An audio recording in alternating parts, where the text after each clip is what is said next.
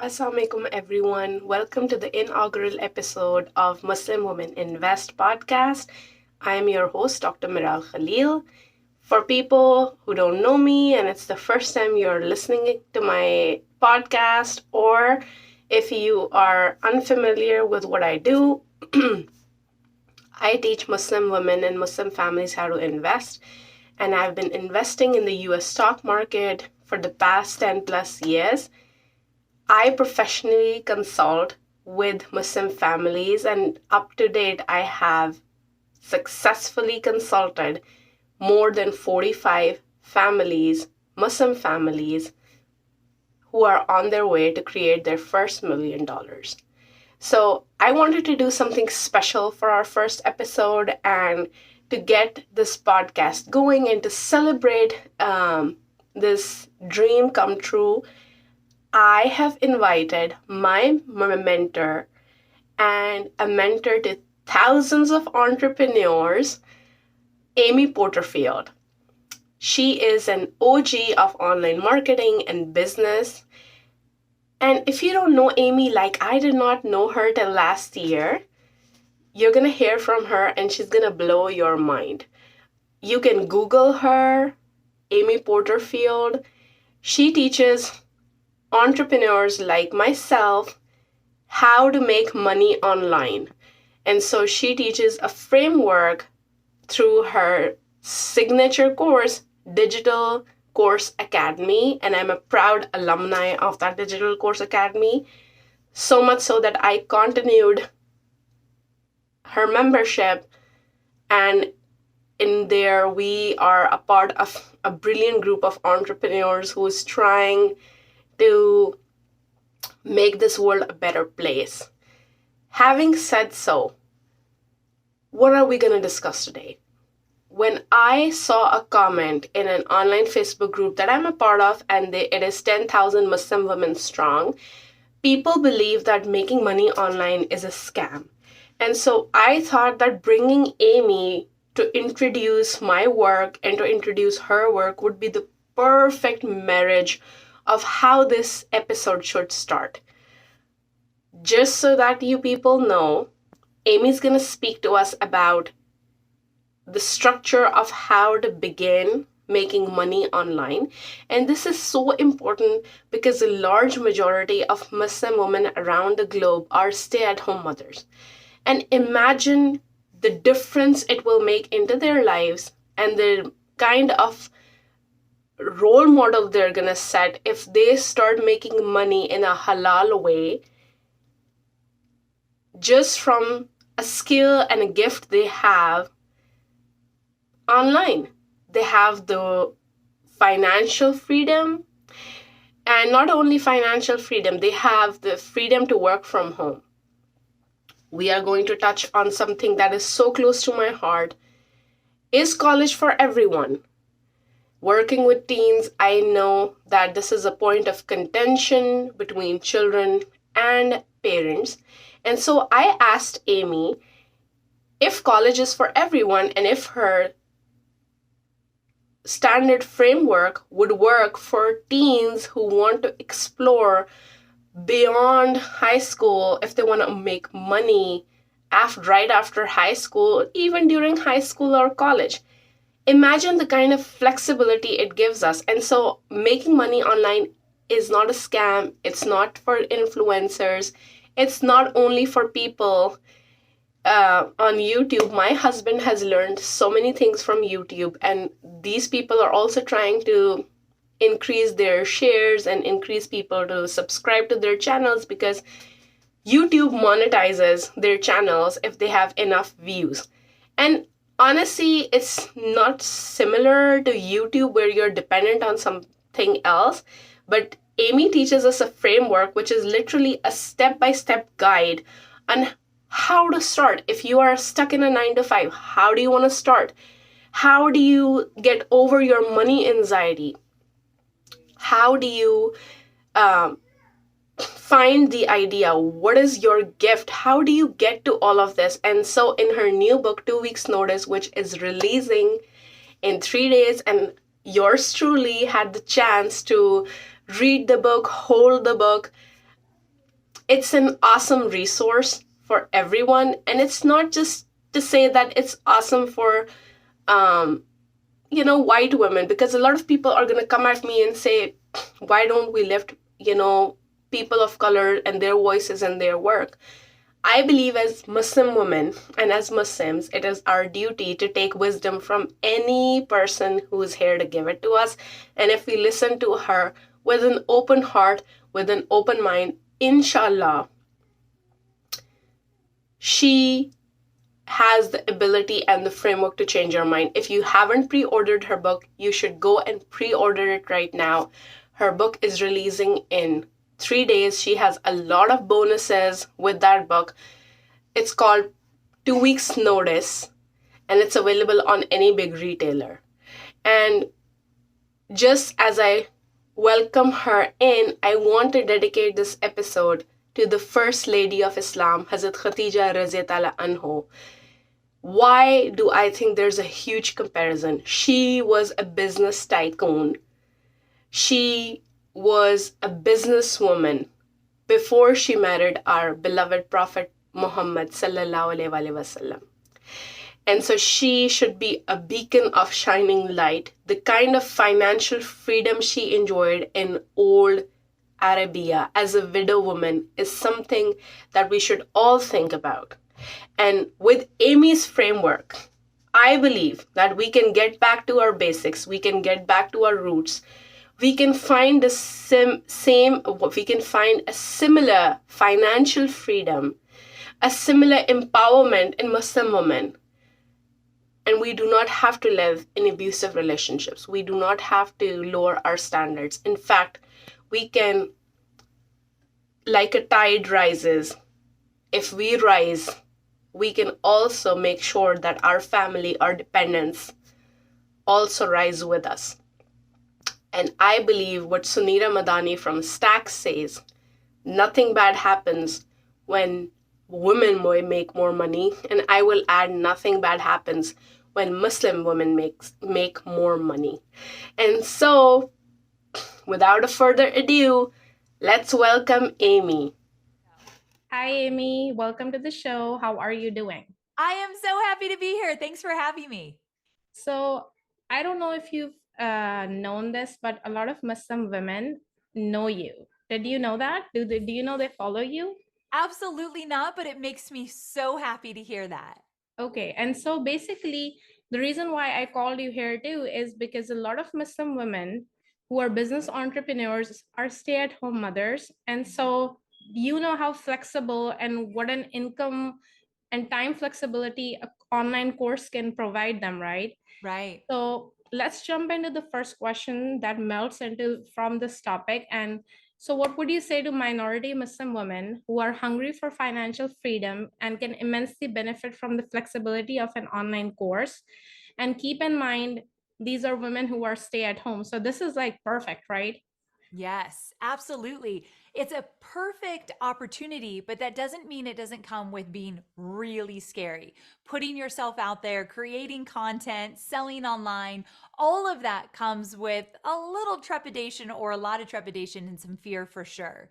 But what I always say to any of my students getting started is that you've got to start with your why. Why do you want to do this? And it has to be more than I want to make more money, even though that one's important and I'm here for all the money that you want to make, but also really getting clear on what do you want your life to look like? How do you want to provide for yourself or your family?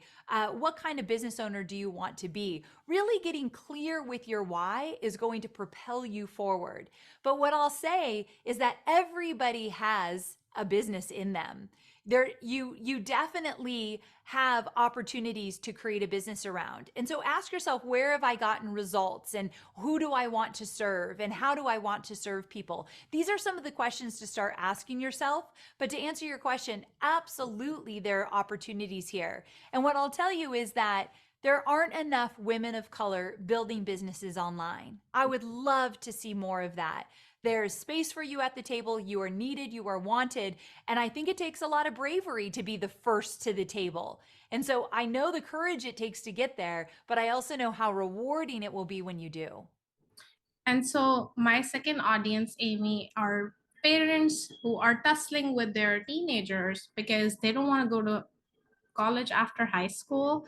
Mm, So don't you think this course creation is a really good idea for, people of all sorts, and it's gonna end this anxiety and this, really tough relationship dynamics that we face with teens, and we label them as difficult, yeah. whereas we are also being difficult, right?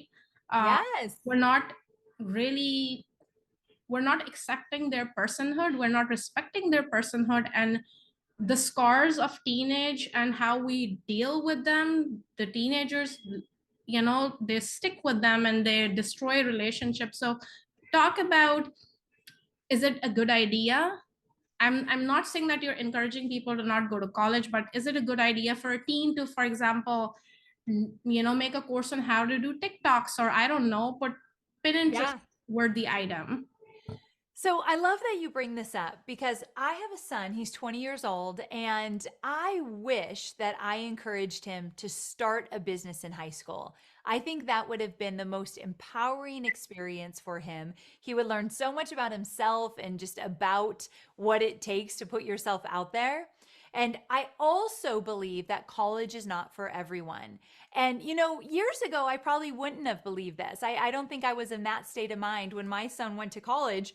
He was going to college. It was always expected of him to go to college.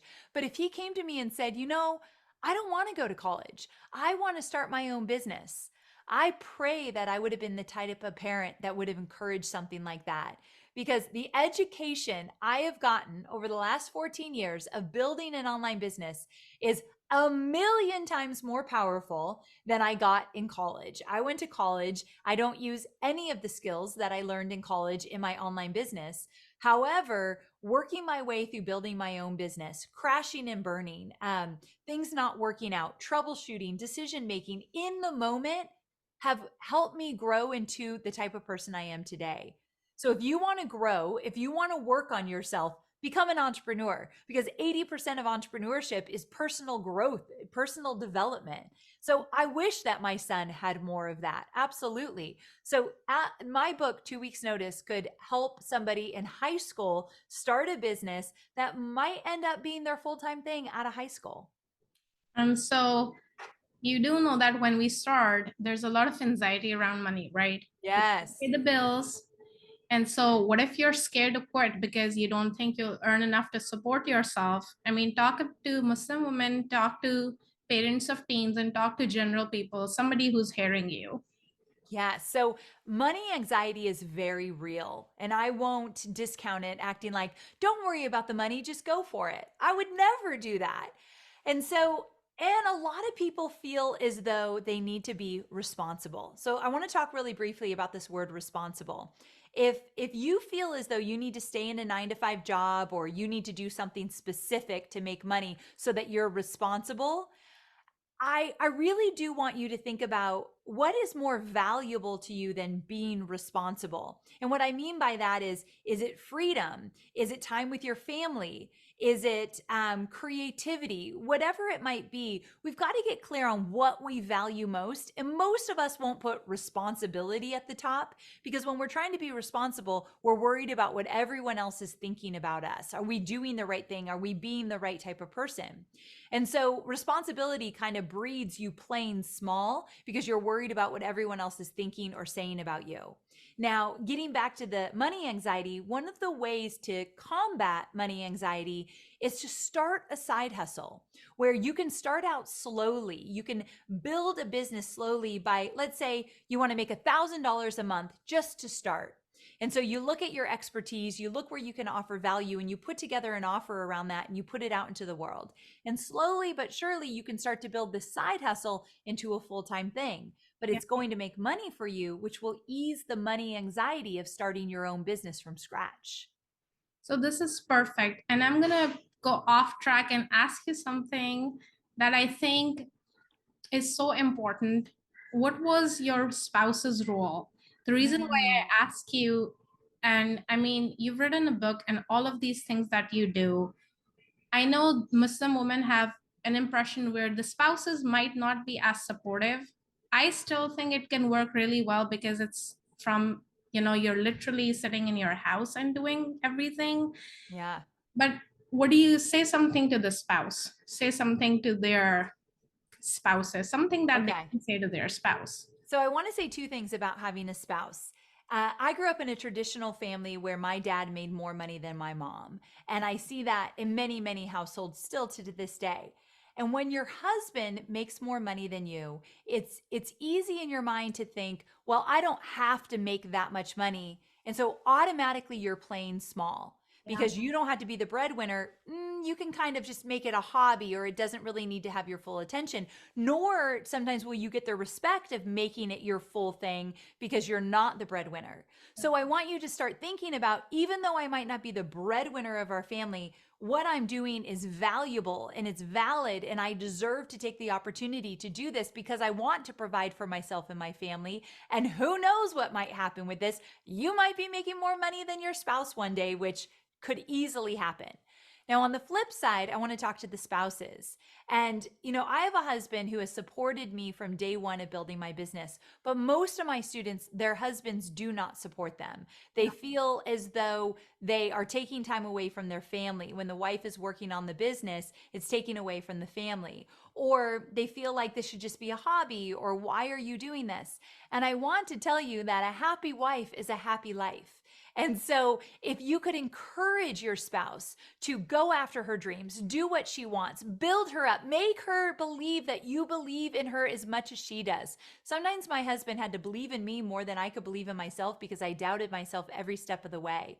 The biggest gift you can give a spouse is saying, I know you want this. How can I support you to get this as well? And I promise you, life is easier if you go that direction. So I'm glad you asked that question. Yeah, this is its worth and gold. This is awesome.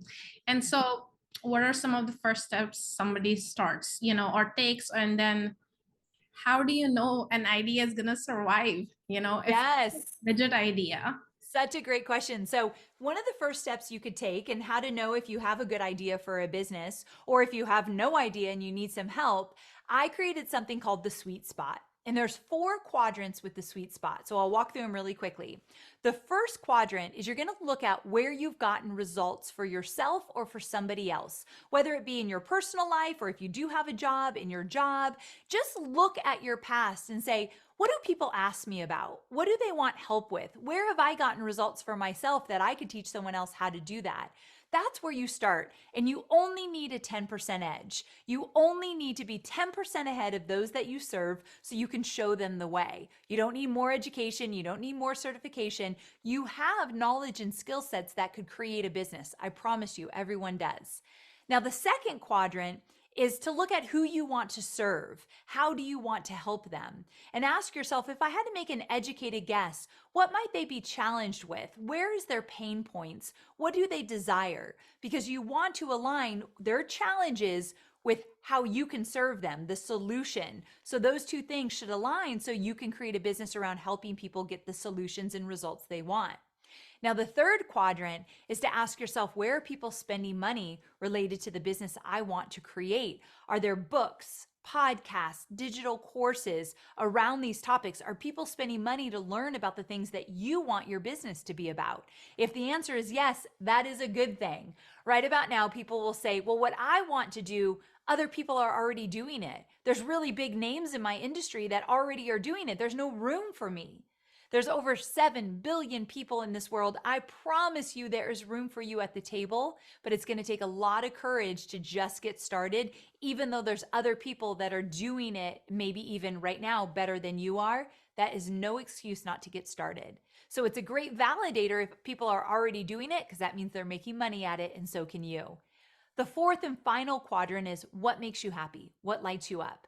Whatever you start your business around does not need to be your life calling, does not need to be your absolute passion, but you do need to enjoy doing it because you're going to be doing it a lot. And so when you think about these 4 quadrants, where have you gotten results? What kind of solutions can you offer to the pain points and challenges of those you want to serve? What are people spending money on? And what lights you up? When you think about those 4, in the middle is that sweet spot where you can start playing around with this idea, putting it out into the world and see how it works. And so last but not the least, when is the book coming out? I know I want to hear it from you. When is So it the coming out? book comes out February 21st, 2023. And it literally is the book that I wish that I had when I was starting my own business. So anybody listening right now, if they've ever thought of starting your own thing, big or small, this is the guidebook to do it. Everything I've learned along the way with all my stories of my challenges and mess ups and all that good stuff, it's between these pages. So thank you so much for asking me. And do you have any last words? Remember, you're talking to parents of teens.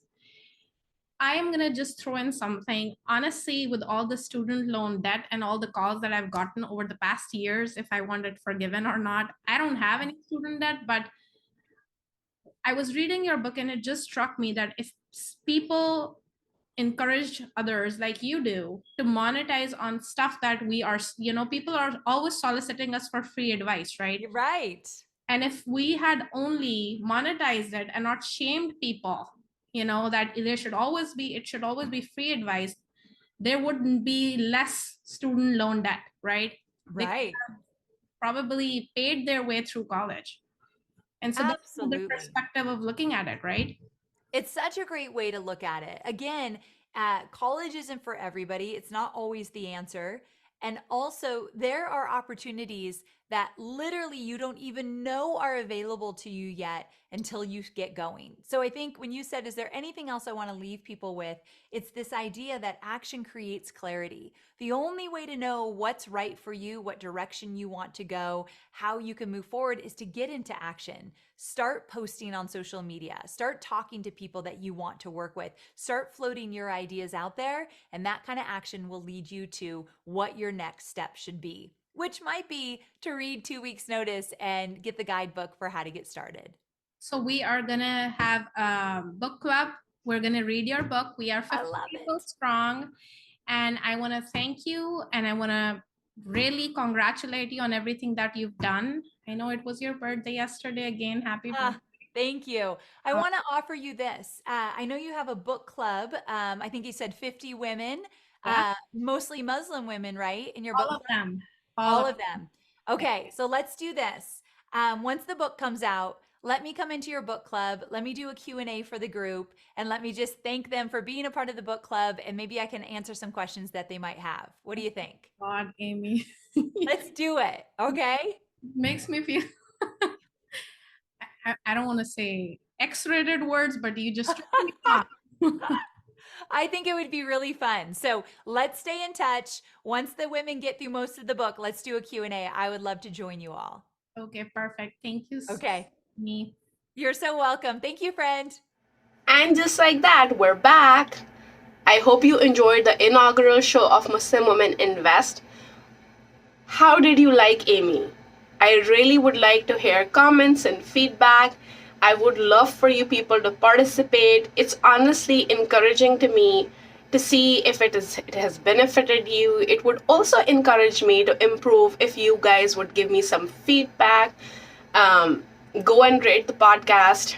It's our first show. There's so much more to come. I have a wealth of knowledge of investing, and I want to, give it all to anyone who can benefit. And so, as I conclude this episode, I feel a surge of energy listening to Amy's voice. If you have not ordered, I would like you to order her book, which is coming out in a few days, 3-4 days to be exact, 2 weeks notice. And that's all from me, folks. I can't believe our inaugural episode is done. Jazakallah khair for listening in, and assalamu alaikum. More is yet to come. Bye, friends.